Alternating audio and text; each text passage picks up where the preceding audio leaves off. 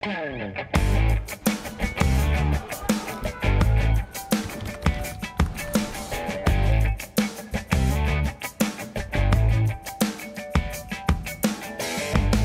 programa de hoje, vamos conversar com o Paulinho da Força, né? O Paulo Pereira da Silva, ele que é o presidente nacional do Partido Solidariedade, e conosco vai conversar, ele também como deputado federal, vai conversar a respeito do cenário político nacional que o Brasil vive e quais são as perspectivas do seu partido Solidariedade, os projetos políticos, partidários e para a nação, com foco em 2022. Seja bem-vindo, presidente Paulinho, ao nosso Espaço Cidadão. Obrigado, Robson Carvalho. É um prazer estar participando aqui com você. Programa tão importante aí. A gente estava tentando falar há alguns dias, mas felizmente conseguimos aqui. É uma satisfação estar contigo e agradecer aí pela sua abertura para poder falar com a sua turma toda aí. Obrigado, presidente. E eu inicio nossa entrevista conversando um pouquinho a respeito da situação que o Brasil vive atualmente, essa conjuntura política nacional, e eu gostaria de conhecer a sua visão a respeito desse cenário. Bom, o país passa, sem dúvida nenhuma, por uma das crises mais profundas da história, né? Não só devido à pandemia, que milhões de pessoas, hoje nós estamos ultrapassando 600 milhões de pessoas, 600 mil pessoas, mortos, né? 600 mil mortos, ou seja, uma tragédia, né? Não tem uma família aí que não foi afetada, né? Na minha casa eu brinco que só não pegou o Covid, eu e os cachorros, mas todo mundo aqui pegou, felizmente ninguém faleceu, mas tem muitos amigos que morreram, né? Do meu partido, de 32 diretores que eu tinha, tenho 30 agora, porque morreram 2, né? Eu perdi a minha secretária em Brasília, que era de Manaus, esteve em Manaus e foi para lá também, faleceu. Enfim, então, muitos amigos, dirigentes sindicais que eu conhecia também faleceram. Então, tragédia sem precedentes nessa área da saúde. E muito dessa tragédia é devido ao governo que a gente tem, do meu ponto de vista, porque nós poderíamos ter tido mortes, mas não tantas quanto aconteceu, né? Se houvesse responsabilidade desde o início no trato com a pandemia. Desde o início, nós estaríamos numa outra situação, com certeza, né? O país já poderia ter superado essa crise, né? E eu sou prova disso, né? A vacina resolve. Eu só não peguei porque eu estava vacinado com as 2 doses, mas, então, portanto, se todos tivessem tomado vacina, com certeza não teriam morrido tanta gente assim. E além disso, aí afeta tudo, né? Afetou a economia, né? Você nunca viu tanta gente morando nas ruas, especialmente aqui em São Paulo, que onde a gente vive, mas no Brasil inteiro, milhares de pessoas aí desempregadas, né? Mais de 14 milhões de pessoas desempregadas, mais de 28 milhões de pessoas sem renda, enfim, então uma tragédia. Nós tentamos minorar essa situação no Congresso, aprovando coisas que podiam ajudar as pessoas, como auxílio emergencial, né? Como uma redução de jornada, redução de salário com consequente apoio do fundo do seguro-desemprego, enfim, para poder as pessoas terem uma renda. Enfim, o Congresso eu acho que fez a sua parte, mas não poderia fazer tudo. E agora, ou seja, é muito difícil sair de onde nós estamos, né? Porque se você tivesse um país que as pessoas acreditassem, né? E que nós tivéssemos um respeito internacional, talvez nós podíamos sair dessa situação, mas infelizmente o governo desacreditado, né? Eu até brinco que no passado o pessoal dizia, quando o presidente da República viajava, o pessoal dizia, a crise viajou, mas a nossa crise quando viaja piora, né? Porque quando ele vai fora é um desastre maior ainda. Então, infelizmente, o povo brasileiro quis assim, e agora nós temos que ir até 2022. Eu, particularmente, eu tenho estado nessas manifestações do impeachment, mas eu não acredito que é possível em um ano fazer o impeachment de um presidente da República. Eu estou falando isso porque eu participei ativamente do impeachment da Dilma e sei que não é fácil de você fazer o impeachment em um ano, né? Então, o povo vai ter que aguentar mais um ano aí para poder se livrar desse mal que o país entrou. Muitos avaliam, né, cientistas políticos e políticos, de modo geral, avaliam que o Brasil chegou na situação, inclusive no momento que começou, né? Desde aqueles protestos de 2013, teve esse pico com a questão da queda da presidente Dilma Rousseff, né? O impeachment, o golpe que aconteceu. E eu pergunto, diante do que você falou, presidente, alguns avaliam, inclusive, que foi justamente esse contexto que criou as condições para a chegada dessa tragédia que está, que é o presidente Bolsonaro. Você se arrepende de ter se posicionado a favor do impeachment de Dilma Rousseff? Não, não me arrependo não, até porque eu acho que o erro foi anterior, né? Eu tenho hoje sempre tive uma grande relação com o presidente Lula, né? Ele é sindicalista de São Bernardo e eu sou aqui de São Paulo. Em épocas diferentes, né? Ele iniciou sua vida sindical em 68, 69, e eu cheguei em São Paulo em 77. Então comecei uma militância sindical aqui a partir de 77. Participei da luta toda contra a ditadura, contra os militares, né? Do processo todo das diretas já, enfim, mas como militante. E o Lula já era um grande dirigente, já estava se fazendo na política. Então, mas depois, né, nos alinhamos, virei muito amigo do Lula. Eu votei na Dilma a pedido dele. Não só votei, como fiz campanha para Dilma, antecipada, inclusive cheguei a tomar multas por ter feito campanha para ela antecipada. E achei que ela foi, achei não, ela foi muito injusta comigo, né? Porque a nossa confusão começou exatamente antes dela tomar posse. É bom contar isso para as pessoas, né, ter o contexto, né? O Lula tinha feito toda aquela luta que o movimento sindical tinha feito para fazer um salário mínimo de $100, depois uma política para o salário mínimo. Nós chegamos a fazer uma marcha de São Paulo a Brasília a pé, né? E toda aquela luta ali deu, então, numa política de salário mínimo. E o Lula editou a medida provisória em dezembro de 2010. E assim que ela tomou posse, a medida provisória estava em andamento e eu fiz uma emenda na medida provisória para dar uma antecipação para os aposentados, porque os aposentados não tinham aumento, exatamente porque o PIB de 2 anos anterior tinha sido muito abaixo de zero, né? Então não tinha aumento. Eu fiz uma antecipação de apenas R$ 15, né, para os aposentados, que não era nada, mas era um alívio ali para os aposentados.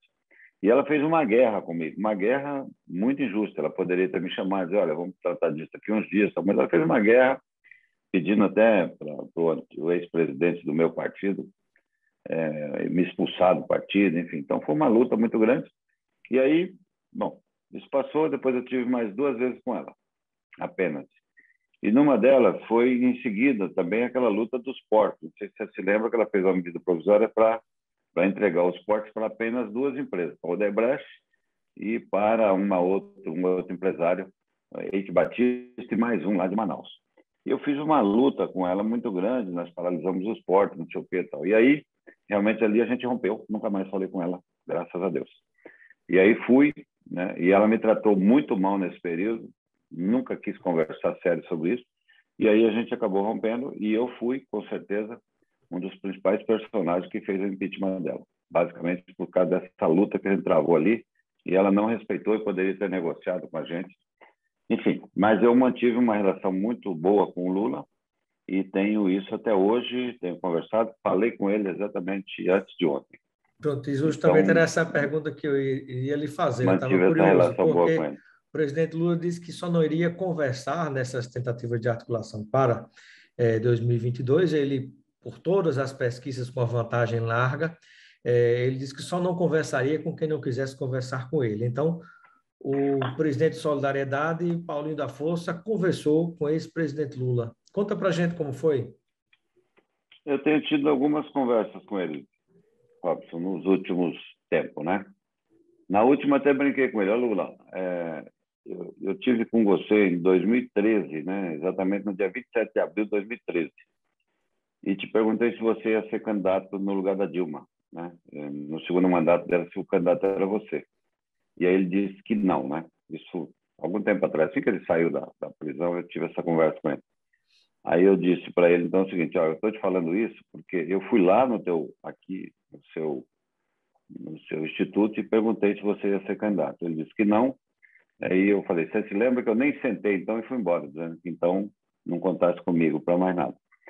E aí eu disse isso, olha, eu falei isso para me livrar de todas as culpas que eu fiz e dizer que a culpa foi tua, porque se você tivesse sido candidato, nada disso tinha acontecido, o Brasil estava numa outra situação e nós não tínhamos a Dilma, não tínhamos Bolsonaro, enfim, nós estávamos numa outra situação, enfim. Então essa é uma brincadeira que eu fiz, mas é um fato real que aconteceu em 2013, Agora, né? agora, hoje, fruto dessa conversa, já se pode dizer que há uma aliança, ou que está se consolidando uma aliança do Solidariedade com o PT, ou de apoio ao presidente, a Lula como candidato a presidente? Olha, Robson, primeiro assim, contexto que eu avalio, né, hoje, para a gente poder chegar no que você me perguntou. Primeiro, eu não acredito em terceira via, né? Eu não acredito porque, primeiro, eu conheço os presidentes dos partidos, um por um, né? Trabalho com eles, converso com eles quase todos os dias. E sei que alguns já estão colocados ali do lado do Bolsonaro, não vão sair, né? Até pelo contexto que levaram eles E a estar abrindo um lá. parêntese, né, boa parte daqueles, digamos assim, partidários que mais reclamam de não existir a terceira via, ou estão com os dois pés dentro do governo, ou em tudo que defendem no Congresso, quando tem espaço no Congresso, Câmara ou Senado, ou nos seus partidos, defendem a mesma cartilha, o mesmo tipo de política do presidente. Às vezes É isso aí. apenas, né, até outros pré-candidatos, inclusive à presidência, que reclamam do que se chama de polarização entre Lula e Bolsonaro.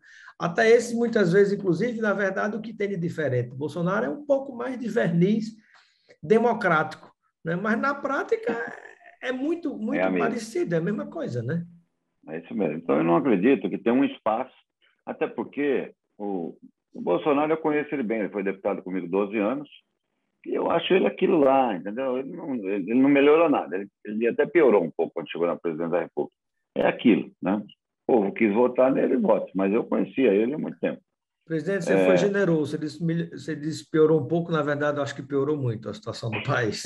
É porque agora ele é presidente da República, ele era só deputado, né? O que ele fazia não significava Piorou muito coisa agora. nenhuma, né?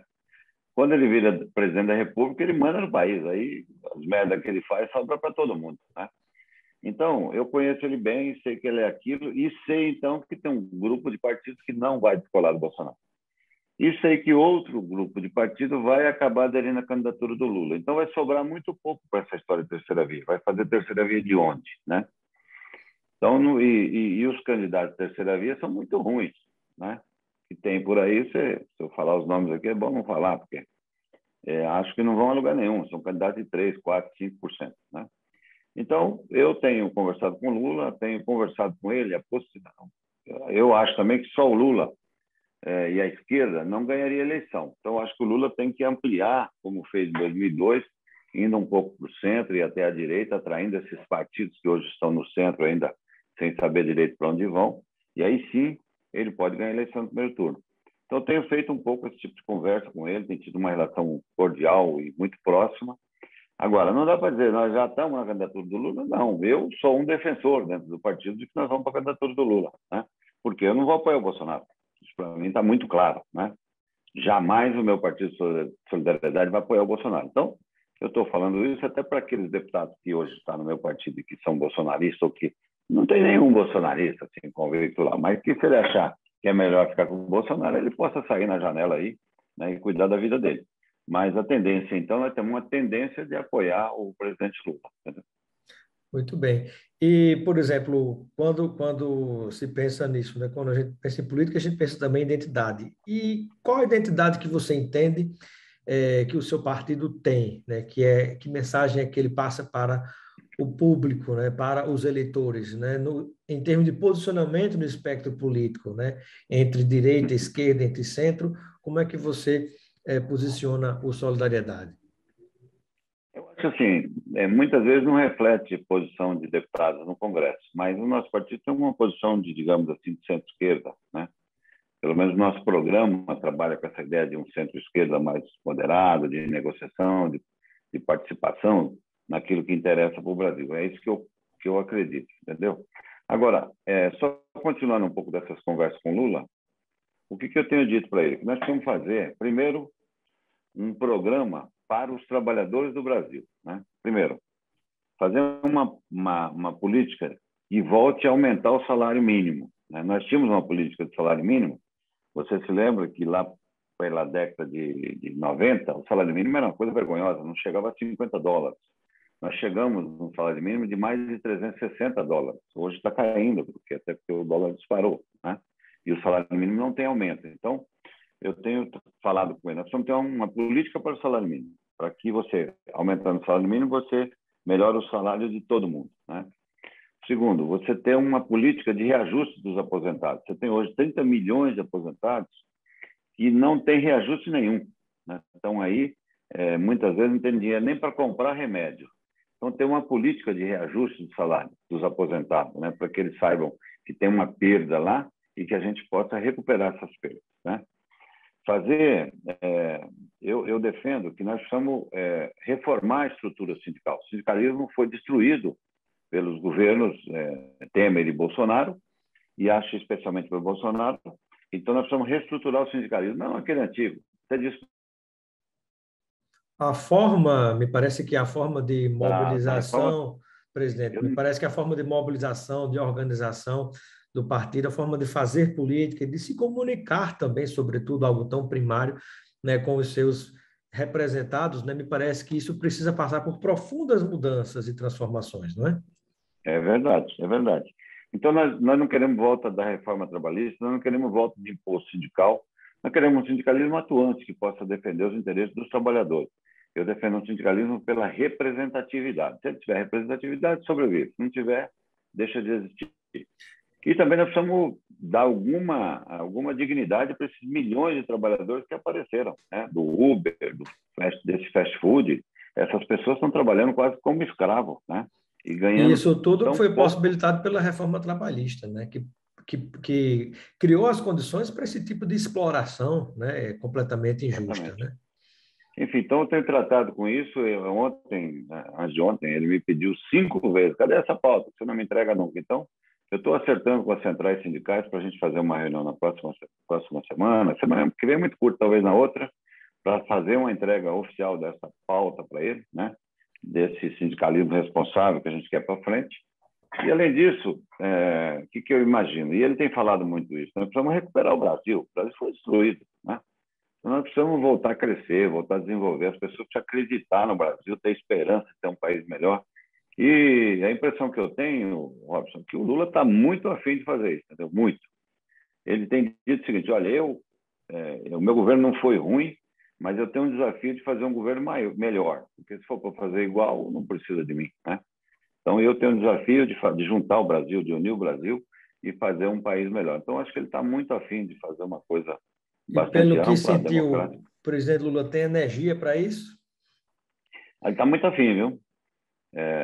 Eu não sei se é porque ele está com namorada nova, né? Até brinquei para ele: namorada nova ajuda bastante, né? Inspira. Mas ele está muito, muito, muito, muito disposto a fazer, né? Muito bem. Presidente, e qual a avaliação que você faz em relação a outros nomes que estão posicionados nessa tentativa de disputar a eleição para a presidência, né? O nome do Ciro Gomes, tem o próprio governador de São Paulo, João Dória, que ainda insiste em tentar ser um candidato à presidência, ele é do seu estado, São Paulo.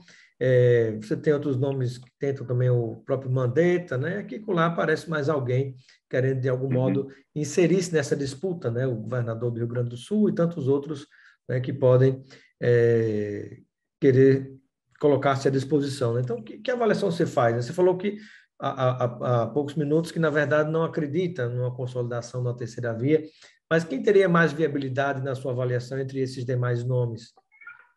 Bom, primeiro, acho que o Dória vai ganhar a prévia do PSDB, né? Tem mais estrutura para isso, sabe mais fazer política, o grupo dele está muito unido, então eu acho que ele vai ganhar a prévia, né?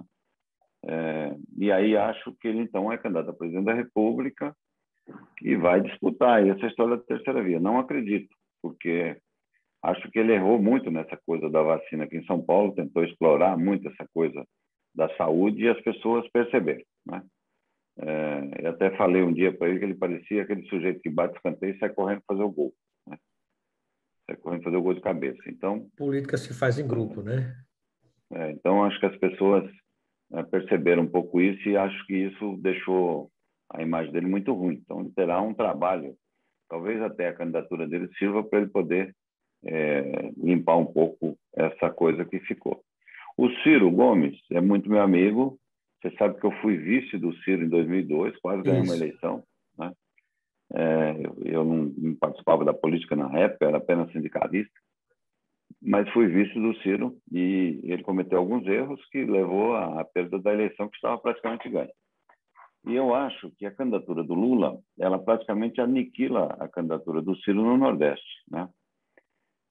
E acho também que dificilmente ele fará uma aliança com outros partidos. Na medida que ele não faz aliança com outros partidos, praticamente se isola dentro com o PDT e acho que então inviabiliza a candidatura dele, né? Ele deverá ser candidato, mas não acredito muito que também fará grande sucesso apenas com o PDT. Eu não acredito que ele amplie essa aliança além do PDT, entendeu? Os Parece outros nomes eu que nem sei se serão candidatos, né?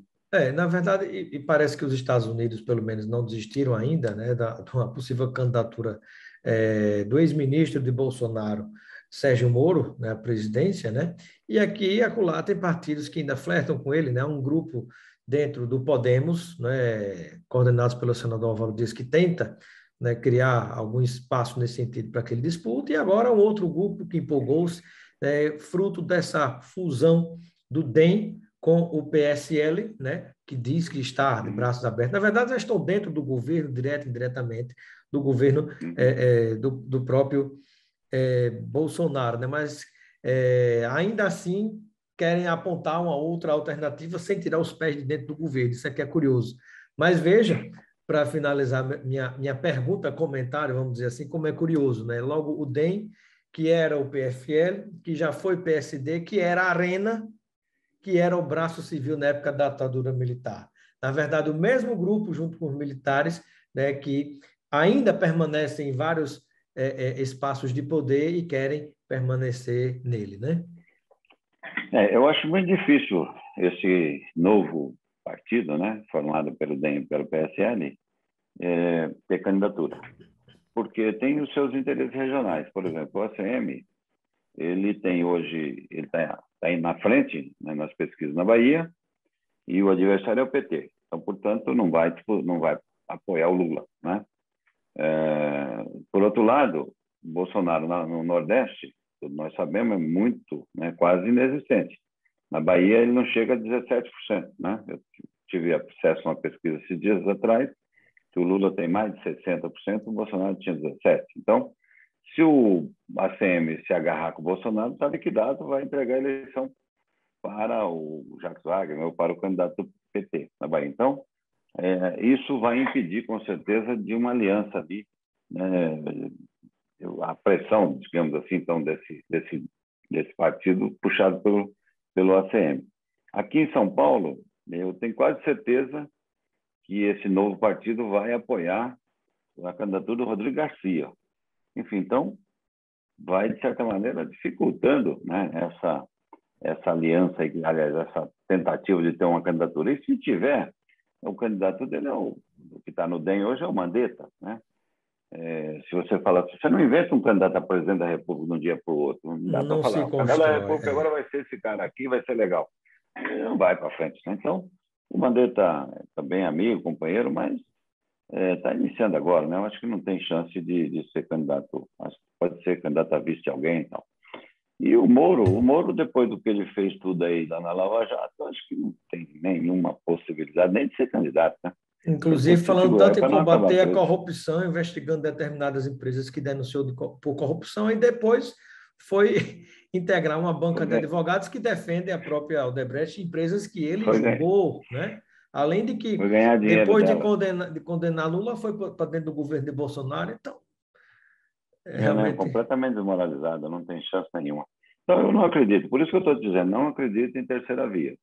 Disputa, Bolsonaro, a turma do Bolsonaro não é besta, ele faz aquele discurso radical, né? Se eu te dar aqui uns 3 episódios de que ele fez discurso radical, ele fez um discurso radical, ficou uma semana fazendo um discurso radical, noutra semana mandou para o Congresso aquele Bolsa Brasil lá, para aumentar o Bolsa Família, né? Ou seja, então, quem está querendo dar um golpe não vai fazer agrado para os pobres, né? Na outra semana, tocou fogo na rua, pôs tanque na rua. No outro dia, indicou o Ciro Nogueira. Deu o principal cargo da República, Ciro Nogueira, que é, eu até brinco que ele é o meu melhor amigo que eu tenho em Brasília, companheiro de primeira hora. E é o principal chefe do governo hoje. No 7 de setembro, todo mundo falou, agora não é possível que esse cara não vai dar um golpe agora. No outro dia, ele foi lá, chorou lá para os ministros do Supremo, lá, pedindo desculpa a todo mundo. Então, ele faz um discurso para agradar essa galera dele, né? Eu postei na minha rede social um comentário disso, foi o maior volume que já tive. É lógico que muita gente me xingando também, mas tirando um pouco de sarro dessa turma dele, que foi para a rua achando que ele ia derrubar todo mundo, no outro dia ele miou lá igual um gatinho, né? Então, ele faz esse discurso radical para manter esses 20% que tem no Brasil, né? O Brasil sempre teve uma direita, uma extrema direita, né? Grande, né? Então ele faz esse discurso para agradar esse pessoal, mas o que ele quer mesmo é manter esse pessoal para poder ir para o segundo turno. Então, como ele não vai perder essa turma, ele não é besta, ele vai ficar continuando falando para essa turma, ele vai ter ali seus 20, 23%, Em torno de 25%, vai para o 23%. segundo turno, vai disputar a eleição presidencial, vai perder para o Lula. Paulinho, e já caminhando para próximo de finalizar, qual é a diretriz para as realidades do seu partido nos estados? Haverá uma liberação para composições locais, né? Porque, por exemplo, como você falou, a sua tendência muito clara é caminhar com o presidente Lula, com o PT, para a presidência da República. Mas, do mesmo modo, há realidades diferentes nos estados, né? Do Nordeste, do Sul, do Sudeste, dos vários outros estados onde há a presença do seu partido de solidariedade. Então, qual vai ser a orientação nesse caso? Vai liberar todo mundo para compor com articulações específicas nos estados, mas dentro de um alinhamento no plano federal, ou vai ser tudo alinhado de cima a baixo?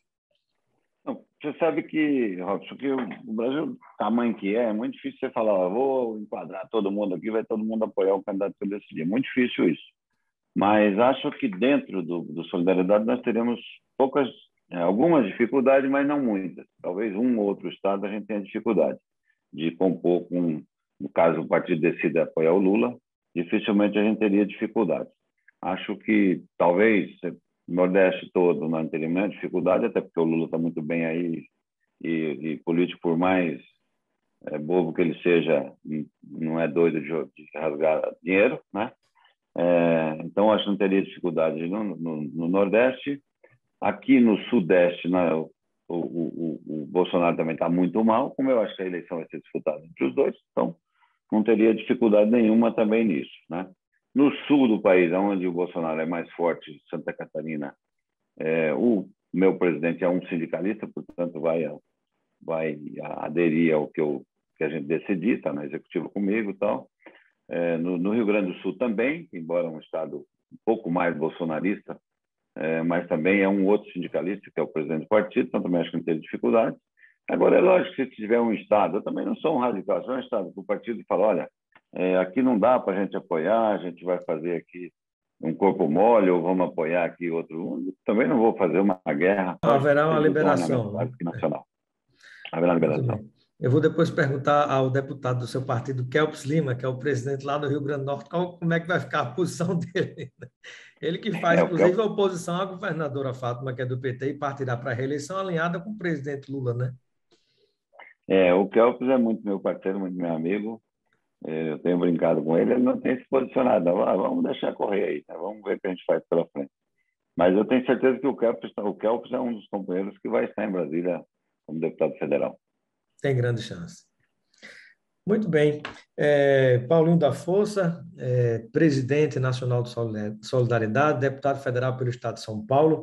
Agradeço pela sua participação no Espaço Cidadão, seja sempre bem-vindo. E eu lhe deixo à vontade para o momento final, uma reflexão final junto a todos aqueles e aquelas que nos acompanham no Brasil inteiro. Olha, Robson, primeiro agradecer pela oportunidade de estar falando com todos os seus telespectadores e dizer que eu sou um daqueles que acredito que a gente pode reconstruir o Brasil, ter um país melhor, um país que possa voltar a crescer, desenvolver, especialmente empregos, que hoje é o grande problema do brasileiro, é a falta de empregos, né, e comida na mesa, porque a crise é muito grave. Então, eu vou trabalhar muito para que a gente possa recuperar o nosso país. E muito obrigado aí pela sua oportunidade. Obrigado, presidente.